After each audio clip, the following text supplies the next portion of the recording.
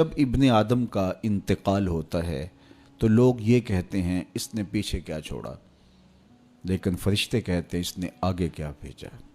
دنیا پہ اس موضوع پہ بات چھڑی ہوتی ہے، اس کی جائیداد کتنی، اس کے بنگلے اور کوٹھیاں کتنی ہیں، اس کا بینک بیلنس کتنے ہیں، کتنی فیکٹریاں چھوڑ کے گیا ہے۔ اخبار میں بھی آتا ہے کہ فلاں صاحب فوت ہو گئے اور اپنے ترکے میں یہ چھوڑ گئے، اپنی اولاد میں یہ چھوڑ گئے۔ تو یہاں یہ عنوان چڑھا ہوتا ہے کہ اس نے پیچھے کیا چھوڑا، لیکن فرشتوں کے مجلس کے اندر یہ عنوان چڑھا ہوتا ہے اس نے آگے کیا بھیجا۔ تو ہم نے یہ دیکھنا ہے کہ اس مختصر سی زندگی میں ہم نے آگے کیا بھیجا ہے۔ فرمایا ابن آدم کہتا ہے مالی مالی، میرا مال میرا مال۔ اس کا مال وہی ہے جو اس نے کھایا اور ضائع کر دیا، پہنا اور پرانا کر دیا، یا اس نے آگے بھیج دیا۔ یہ 3 مال اس کے ہیں، باقی اس کا نہیں ہے، باقی اس کے وارثوں کا ہے، اور وہ آنکھ بند ہوتے ہی ترکہ ہو جاتا ہے۔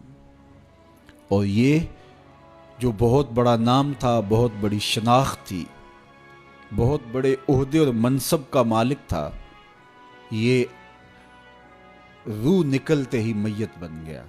اب ہر کوئی یہ کہہ رہا ہے کہ میت کو اتنے بجے دفن کریں گے، میت کو غسل دیا جا رہا ہے، ڈیڈ باڈی ہاسپٹل میں پڑی ہے، ڈیڈ باڈی وہاں سے چل پڑی ہے۔ تو یہ عنوان چھڑے ہوتے ہیں۔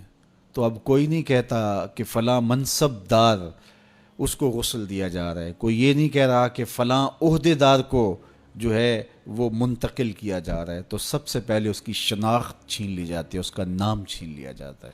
اب وہ میت بن گیا، اب وہ ڈیڈ باڈی بن گئی، اور اب رشتے ناتے وہ سلسلے کہاں گئے، وہ جائیدادیں، وہ سب کچھ، وہ منصب سارے یہیں رہ گئے۔ یہ تنے خاکی لے کے قبر میں اترنا ہے، اور چند گز کفن لے کے قبر میں اترنا ہے، اور وہ اعمال جو ہم پہلے آگے بھیج چکے ہیں وہ وہاں جا کے ہمیں وصول ہوں گے۔ اور اگر ہم اس جہان کے لیے یہاں پہلے کچھ نہیں بھیجا تو یہاں سے تو کچھ ساتھ نہیں لے کے جائیں گے۔ واحد لباس کفن ہے جس کو جیب نہیں ہوتی۔ اگر کوئی کسی کے کفن میں جیب لگا کے اس میں درہم، دینار اور ڈالر ڈال بھی دے تو پھر بھی وہ سکہ وہاں نہیں چلے گا۔ اس کی قبر کے اندر بہت سارے درہم و دینار، سونے اور چاندی کے ڈھیر بھی کوئی ساتھ دفن کر دیں تو پھر بھی یہ سکہ قبر میں نہیں چلے گا۔ وہاں اعمال کا سکہ چلتا ہے، وہاں صالحیت کا سکہ چلتا ہے۔ تو یہ ہم یہاں سے جو آگے بھیج چکے ہوتے ہیں وہ ہمیں وہاں جا کے وصول کرنا ہوتا ہے۔ تو میں اور آپ دیکھیں کہ ہم نے آگے کیا بھیجا ہے۔ مجھے پتہ ہے میں آگے کیا بھیج چکا ہوں، اور یہ آپ کو بھی پتہ ہے کہ ہم آگے کیا بھیج چکے ہیں۔ تو میرے رب کی یہ کرم نوازی ہے کہ حضرت انسان کو تنبیہ کر کے اس کو بتا رہا ہے تاکہ وہ غفلت کے دائرے سے باہر نکلے اور اپنی زندگی کا جائزہ لے۔ تو فرمایا وَلْتَنْظُرْ نَفْسٌ مَا قَدَّمَتْ لِغَدٍ، ہر جان یہ دیکھے اس نے آنے والے کل کے لیے آگے کیا بھیجا۔